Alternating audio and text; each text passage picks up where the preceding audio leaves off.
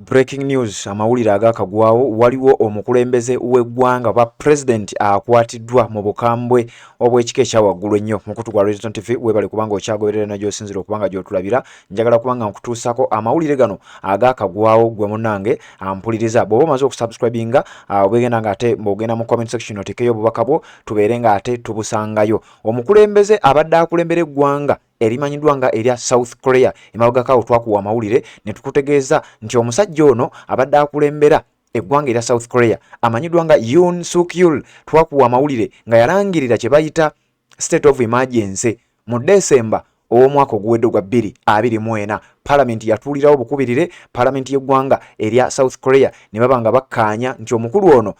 ekyo kyokoze ekyokulangirira state of emergency tetugenda kubeera nga tukikkiriza kakati embeera eri etya okusinziira ku mikutu gy'amawulire egy'enjawulo okwetolola ensi yonna gikubye amawulire mu bbanga ettono ennyo nga balaga nti omukulu ono amanyiddwa nga Yoon Suk Yeol amaze okubeera nga akwatibwa naye nga olowooza lwaki ensonga eno ekoze amawulire kakati wano ku Radio TV w'ogenda okuba nga ate ofuna ebisingawo kinajjukirwa omusajja ono oluvannyuma lw'okulangirira state of emergency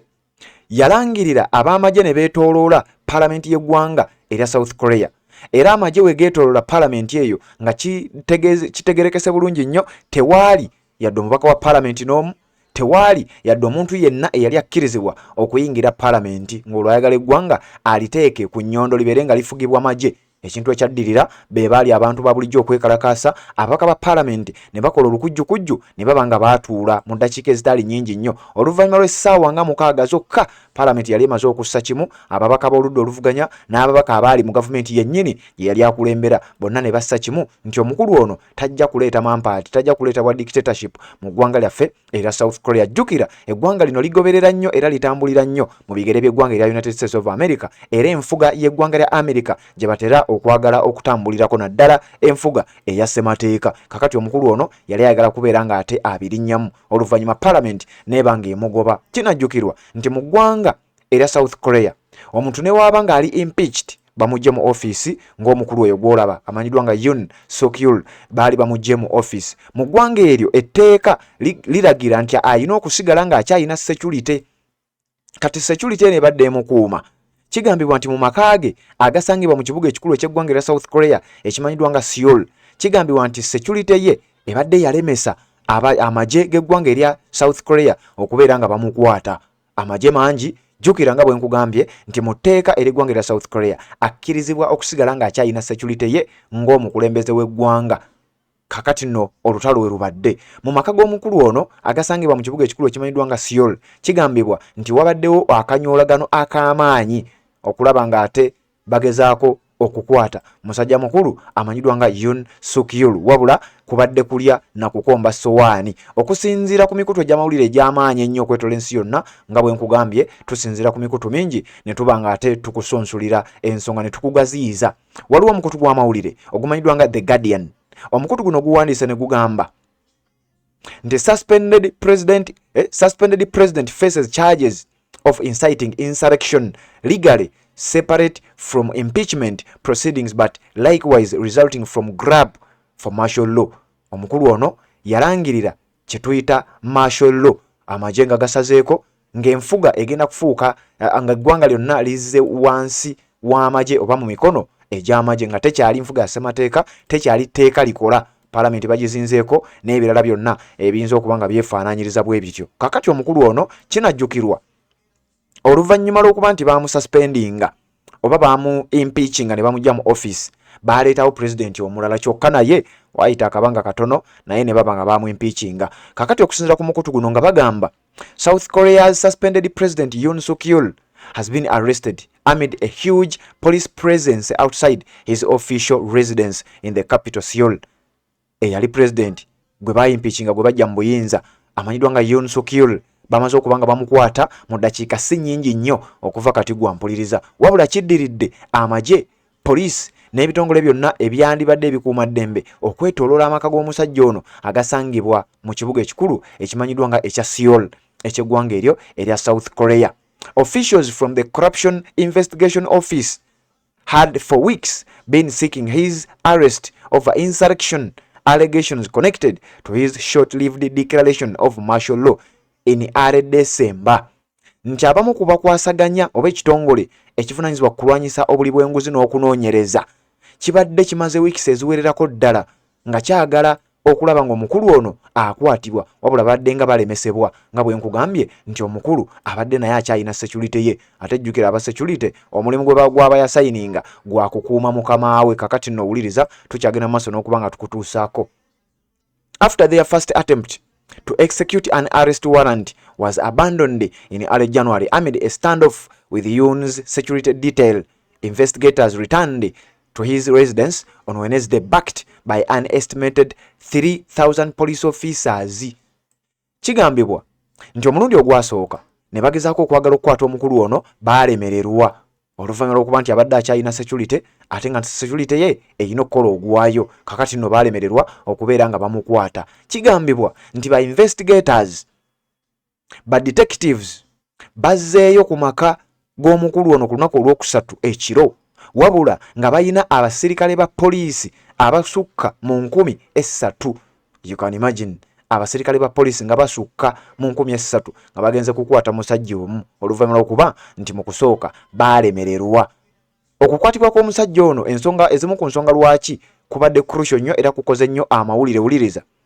the allegations against Yoon are serious,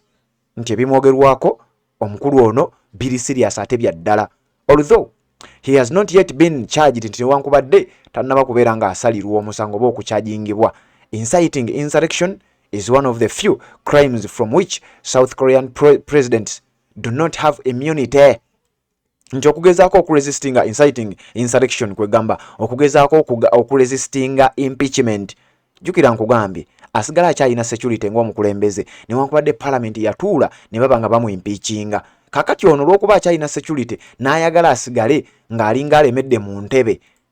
ng'alinga alemedde ku bwa president newankubadde nga parliament yali emaze okubeera nga emwimpeachinga. Kakati ono kibategeeza nti insurrection kwegamba okuba nga alemesa ebyo byali bisaliddwawo gwe gumu ku musango ezizze givunaanibwa omukulu ono era nga kigambibwa nti n'abamu ku bapresident mu ggwanga lino era bangi bazze bavunaanibwa omusango gwefaananyiriza nga guno. Tukyagenda maaso n'okutuusaako. If convicted, he faces a heavy fine, imprisonment or technically even the death penalty. Kakati no kigambibwa nti mu ggwanga lya South Korea nti singa omusajja ono emisango gino gigenda mu kkooti ne gimusinga ayolekedde akaseera akazibu era agenda kufuna ebibonerezo ebikyasinze okuba eby'amaanyi nga ku ebyo kwandibaako n'ekibonerezo kyakalabba oba okuttibwa newankubadde nga mu ggwanga erya South Korea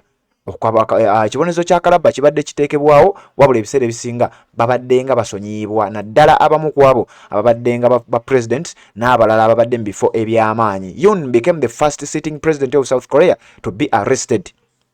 although several of his predecessors have faced criminal charges and been imprisoned after leaving office. Okusinziira ku mukutu guno The Guardian nga gutugamba nti mu ggwanga lya South Korea omukulu ono Yoon Suk Yeol yasoose okubeera nga akwatibwa ng'akyali kye tuyita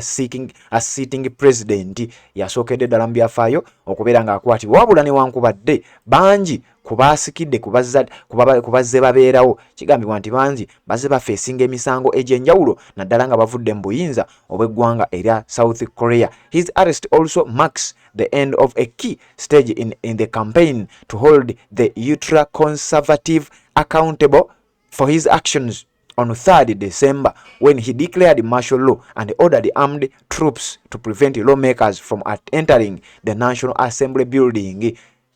Martial law gye yali yalangirira ebadde ekyasobokera ddala okuddamu okubeera ng'egenda mu maaso mu ggwanga erya South Korea wabula okumukwata bino byonna kubisaanyizaawo era ekyo mu ggwanga erya South Korea tekikyasobokera ddala kubeera nga kiddawo. Omukulu ono ayogerwako amanyiddwa nga Yoon Suk Yeol twamukuwaako ebimukwatako bw'oba ng'ozze otugoberera byenjogerako obitegeera bulungi nnyo. Omukulu ono ku myaka gye 64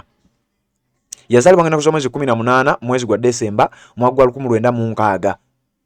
Abadde president w'eggwanga eryo okuviira ddala mu mwaka wa 2022 mwezi gwali gwa 5 ennaku z'omwezi nga 10 wabula mu December mu January w'omwaka guno tugenza okugutandika nga omusajja oyo yakwatibwa ku nkoona. kakati oyo amaze okubeera nga akwatibwa newankubadde nga wabaddewo ensiitaano ey'amaanyi nga bwe nkugambye nti omukulu kigambibwa abadde akyayina security ye eyamuweebwa ng'omukulembeze w'eggwanga era security eno yebadde nga emirundi gyonna gye bazze nga bagezaako okwagala omukwata yebadde eremesa okulaba ng'omukulu ono akwatibwa wabula finally abasajja aba detectives ab'enjawulo n'ekitongole ekivunaanyizibwa kunoonyereza ku buli bw'enguzi mu ggwanga erya South Korea beegasiddwako bayambiddwako abasirikale b'eggwanga eryo abasukkira ddala mu 3,000 ne baba nga basazeeko amaka g'omukulu ono mu kibuga ekikulu ekimanyiddwa nga Seoul eky'eggwanga erya South Korea ne baba nga ate bamaze okuba nga bamukwata wetwogerera era ebinaddako byonna birinde ku mukutu ogwa Redson TV yonna gy'osinzira okuba nga gy'otulabira wano wogenda okuba nga obitegeerera ate ensonga tubeere nga tugenda mu maaso n'okwongera okuzikutuusaako.